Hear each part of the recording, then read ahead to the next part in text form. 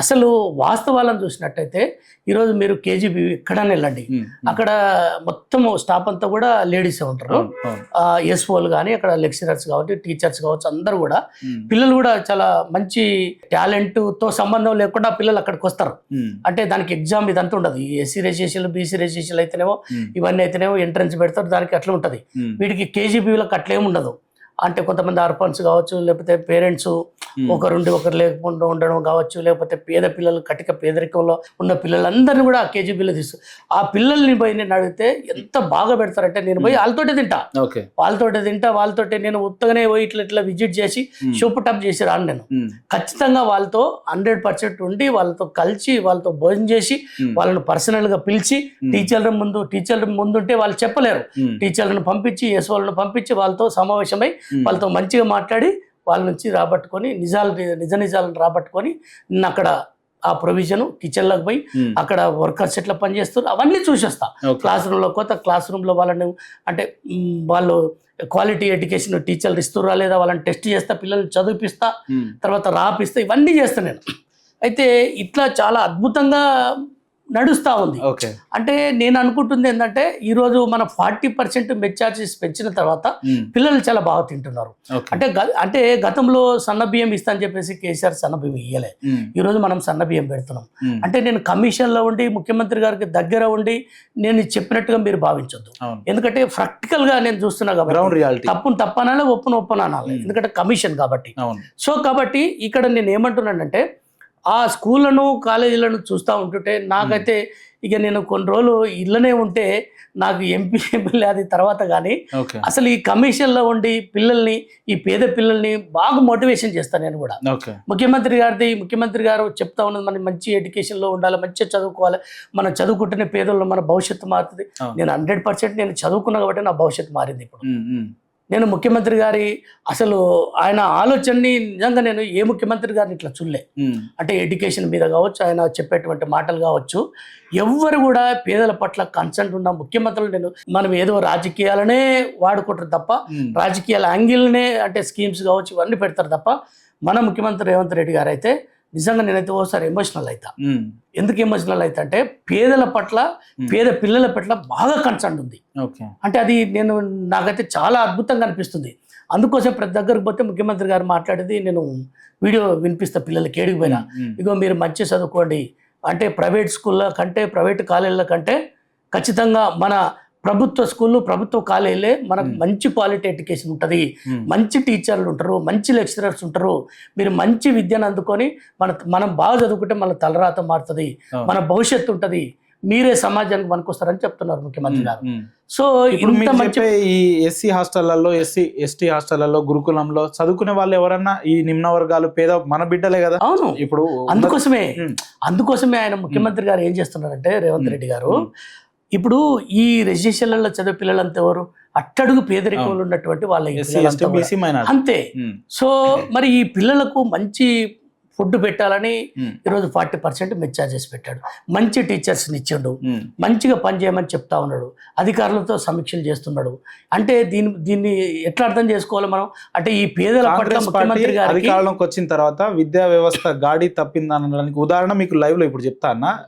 మీకు రాజగోపాల్ రెడ్డి గారు అని తెలుసా? ఐడియా ఉందా? రాజగోపాల్ రెడ్డి గారు ఎమ్మెల్యే గారు మునుగోడు, ఇదే మీ కాంగ్రెస్ పార్టీకి సంబంధించిన రాజగోపాల్ రెడ్డి గారు ఎమ్మెల్యే గారు ఇదే మునుగోడు నియోజకవర్గంలో కస్తూర్బా స్కూళ్లలో కనీస సౌకర్యాలు లేవని ఒకరోజు సడన్ గా తనిఖీ లేకపోతే ఆయన చెలించిపోయి దాదాపు 2 కోట్ల రూపాయలు ఆయన సొంత ఖర్చులతోటి అక్కడున్న విద్యార్థినులకు 2 కోట్లతోటి ఆ వాష్రూమ్స్ కావచ్చు, లాట్రూమ్స్ కావచ్చు, అక్కడ కనీస ప్లే గ్రౌండ్స్ లేదు, ఇలా అనేకమైన సొంత ఖర్చులతోని నిర్మించిండు. అంటే ప్రభుత్వం ఫెయిల్ అయినప్పుడే కదా ఇలాంటి వ్యక్తులు సొంత ఖర్చులతో పెట్టుకుంటున్నారు. ఇలాంటి వ్యక్తులు ఏమంటారు? మరి మీ ఎమ్మెల్యేనే కదా ఇప్పుడు, అంటే పార్టీలో ఉన్న ఏమంటున్నంటే నాకు తెలిసి కస్తూరిబా స్కూల్ అంటే కేజీబీ స్కూల్, గర్ల్స్ స్కూల్ అంటే ప్రతి రాష్ట్రంలో మీరు ఎక్కడైనా చూడండి గర్ల్స్ స్కూళ్లకు వాళ్ళకి సపరేట్ మంచి కొత్త బిల్డింగ్లు ఉన్నాయి, వాళ్ళకి మంచి వాళ్ళకి ఫెసిలిటీస్ ఉన్నాయి. మరి వారు ఎక్కడన్నారో అయితే నేనైతే చూడలేదు. సారీ, అట్లా చేస్తే సంతోషమే, లేని దగ్గర ఎమ్మెల్యే గారు కాబట్టి చేస్తే సంతోషమే, మరి అది మంచిదే. అయినప్పటికీ కూడా నేనేమంటాను కనీస సౌకర్యాలు ప్రభుత్వం కల్పించలేకపోవడంతోనే కదా ఇలాంటి ఎమ్మెల్యేలు స్వతహాగా వారి సొంత ఖర్చులతో నిర్మిస్తున్నారు అంటున్నాను. లేదు అట్లాంటి పరిస్థితి లేదు.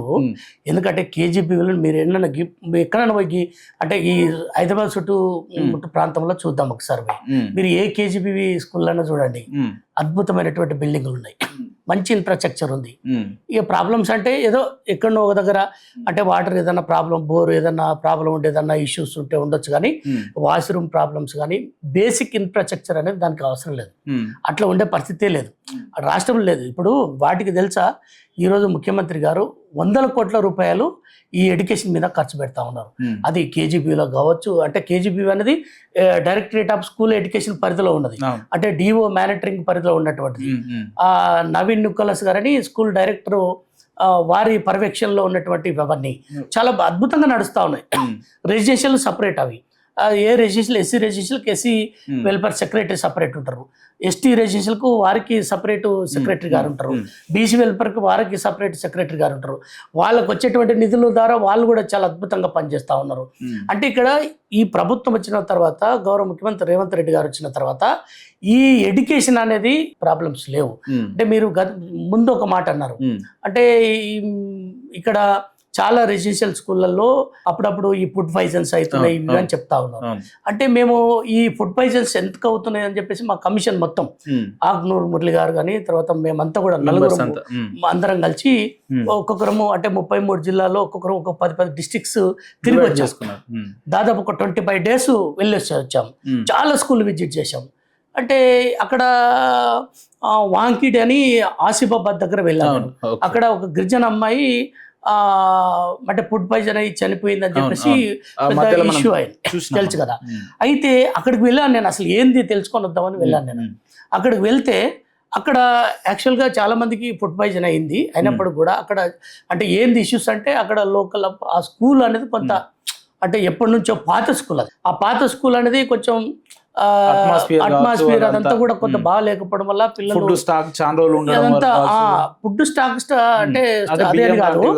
అక్కడ ఏమైందంటే అక్కడ వీళ్ళు అంటే డైనింగ్ హాలు ప్లస్ ఆ వంట చేసేటువంటి ఆ వంట రూమ్ కూడా, కిచెన్ అనేది అన్ని రెండు ఒకటే దగ్గర ఉన్నాయి. అది వాళ్ళు అక్కడ వంట చేయడం వల్ల మీద బాగా ఫంగస్ ఫామ్ అయి ఉండే, అదంతా కూడా అక్కడనే డైనింగ్ ఉంటుంది కాబట్టి అక్కడనే తిన్న ఫంగస్ ఏమన్నా పడి ఏదైనా అయి ఉంటుంది. దానివల్ల నేనైతే అక్కడ నాకు తెలిసినటువంటి విషయం నేను చూసింది అయితే కొంచెం ఆ పరిస్థితి ఉండదేమో అనిపించింది. ఆ ఫంగస్ దాంట్లో పడి ఏదైనా అయి ఉంటదేమో తప్ప అక్కడ వేరే ఇష్యూస్ లేవు. చాలా నీట్ గా ఉన్నారు. తర్వాత నేను చెప్పిపోలే, అక్కడ చెప్పకుండానే వెళ్ళాను. అయితే అట్లా చూసినప్పుడు చిన్న చిన్న ఇట్లాంటి కొన్ని ఇష్యూస్ తప్ప నువ్వు ఎక్కడ కూడా వేరే లేదు. అంటే దీన్ని కూడా మళ్ళీ ముఖ్యమంత్రి గారే ఎట్టి పరిస్థితిలో ఎక్కడ ఏం లోపాలు ఉన్నాయో చెప్తే నేను ఖచ్చితంగా దాని మీద ఫోకస్ పెట్టి అట్లా కాకుండా చూద్దామని చెప్తే మా కమిషన్ అంతా పోయి అవన్నీ చూసి మళ్ళీ ముఖ్యమంత్రి గారికి రిపోర్ట్ ఇవ్వడం జరిగింది. అంటే మీరు చూడండి ఈ మధ్యలో ఎక్కడ కూడా అట్లాంటి ఇష్యూస్ రావట్లేదు. ఇంకా అక్కడ కొంతమంది స్టాఫ్ కూడా ఎవరున్నారు ఏంటి అనేది కూడా మేము ఆలోచన చేసినాం. గతంలో సెక్రటరీగా పనిచేసినటువంటి కొంతమంది వాళ్ళు అసిస్టెంట్ కేర్ టేకర్స్ గా పెట్టడం వల్ల కొన్ని ఇష్యూస్ ఉన్నాయి. ఈ రోజు ఎవరు అవునన్నా కాదన్నా విద్యని ప్రోత్సహించి విద్యా వ్యవస్థని అంతో ఇంతో బలపరిచిన వ్యక్తి ఎవరు అని అంటే ఆర్ఎస్ ప్రవీణ్ కుమార్. కేసీఆర్ గారి నాయకత్వంలో ఆర్ఎస్ ప్రవీణ్ కుమార్ సెక్రటరీగా ఉన్నప్పుడు గురుకులాల పెద్ద ఎత్తున అభివృద్ధి జరిగింది అనేది ఇప్పటికీ మనం చూస్తా ఉన్నాం. అట్లా ఇప్పుడున్న విద్యా కమిషను బాగా పనిచేస్తుంది అని ఎందుకు ఎలివేట్ కాలేకపోతుంది? ఎందుకు కింది స్థాయి వర్గాల ప్రజల దగ్గరికి కానీ కింది స్థాయి వర్గాల విద్యార్థుల దగ్గరికి ఎందుకు పోలేకపోతుంది? అది జనాల్లోకి బయటికి ఎందుకు రాలేదు? మీరు మంచి క్వశ్చన్ అడిగారు. అయితే ప్రవీణ్ కుమార్ గారు గతంలో పనిచేశారు కాదంలో. ఇప్పుడు ఆయన ఎట్లా ఉంటాడో ఏ పరిస్థితి ఉంటాడో మీ అందరికి తెలుసు.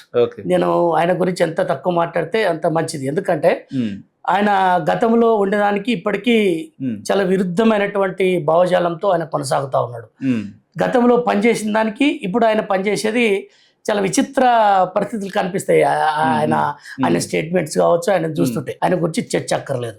గతంలో పనిచేసిండు ఓకే, కానీ ఇప్పుడు మా కమిషన్ వచ్చిన తర్వాత కూడా అంటే ఒకవైపు మనము ఈ రాష్ట్ర ప్రభుత్వానికి ఇచ్చేటువంటి రికమెండేషన్స్ కావచ్చు, అంటే విద్యా వ్యవస్థలో ఎట్లాంటి మార్పులు తీసుకురావాలి అనే విషయాల్లో వెంటనే మనం ఏం చేసినామంటే ఈ రాష్ట్రంలో అంటే ఈ స్కూళ్ళను మాత్రం స్ట్రెంథన్ చేస్తే బాగుంటుంది జెడ్పీహెచ్ఎస్ అని చెప్పేసి Telangana public school, Telangana foundation schools అంతా తీసుకొచ్చాము. తీసుకొచ్చి దాదాపుగా మీరు చెప్తే నంబర్ కానీ ఈ రాష్ట్రంలో తెలంగాణ పబ్లిక్ స్కూల్ అని 4 పబ్లిక్ స్కూళ్లను పైలట్ ప్రాజెక్ట్ కింద తీసుకొచ్చాం. అది అచ్చంపేటలో కాన్స్టెన్సీలో ఒంగూరు పోల్కంపల్లి అని 2, రంగారెడ్డి జిల్లాలో తర్వాత మంచాల ఆరుట్ల అని ఈ 4 స్కూళ్లను పైలట్ ప్రాజెక్ట్ కింద తెలిసి ఒక్కొక్క స్కూల్కు 15 కోట్లు ఇచ్చారు ముఖ్యమంత్రి గారు. ఒక్క స్కూల్కు 15 కోట్లు అంటే మీరు ఆలోచన చేయండి. అంటే ప్రైవేటు విద్యా వ్యవస్థలకు కంటే ధీటుగా అంటే అసలు అవి లెక్కనే కాదు ఈరోజు. అంత అద్భుతంగా తెలంగాణ పబ్లిక్ స్కూళ్ళు తీసుకొస్తున్నాం. ముఖ్యమంత్రి గారు మేము చెప్పిన వెంటనే ముఖ్యమంత్రి గారు వెంటనే జీవో ఇచ్చి దీన్ని పెట్టేసేయండి అని చెప్పారు. అసలు ఎంత అద్భుతంగా ఆరుట్ల స్కూల్ ఒకసారి మీరు టైం ఉంటే దయచేసి వెళ్ళి మీరు విజిట్ చేసిరండి. అసలు ఎంత బాగా తయారవుతున్నాం అంటే అట్లే మిగతా 3 స్కూళ్ళు కూడా అట్లా తయారు చేయబోతున్నాం. అంటే మేము విద్యా కమిషన్ వచ్చిన తర్వాత మెయిన్గా ఫోకస్ అంతా కూడా స్కూళ్ళ మీద, గవర్నమెంట్ స్కూళ్ళని స్ట్రెంథన్ చేయడం కోసం. ముఖ్యమంత్రి గారి ఆలోచన కూడా అదే కదా, గవర్నమెంట్ స్కూళ్ళని స్ట్రెంథన్ చేస్తే, గవర్నమెంట్ కాలేజీలను స్ట్రెంథన్ చేస్తే మంచి క్వాలిటీ ఎడ్యుకేషన్ ఇస్తే అక్కడి నుంచే మంచి పిల్లలు తయారవుతారు.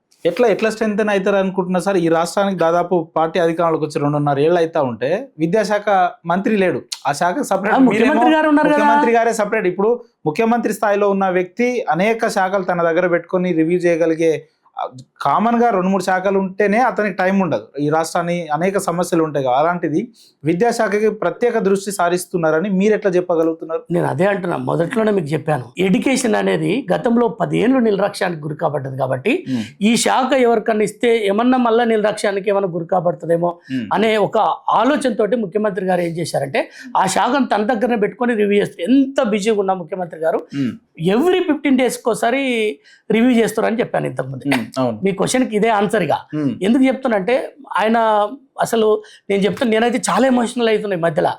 అంటే ఒక పేదవాడిగా ఈరోజు ఆయన ముఖ్యమంత్రి గారు ఎడ్యుకేషన్ మీద ఫోకస్ పెట్టడం అంటే పేద పిల్లలను స్ట్రెంథన్ చేస్తున్నట్టు. పేద వర్గాలను మంచి ఎడ్యుకేషన్ ఇస్తే ఆటోమేటిక్గా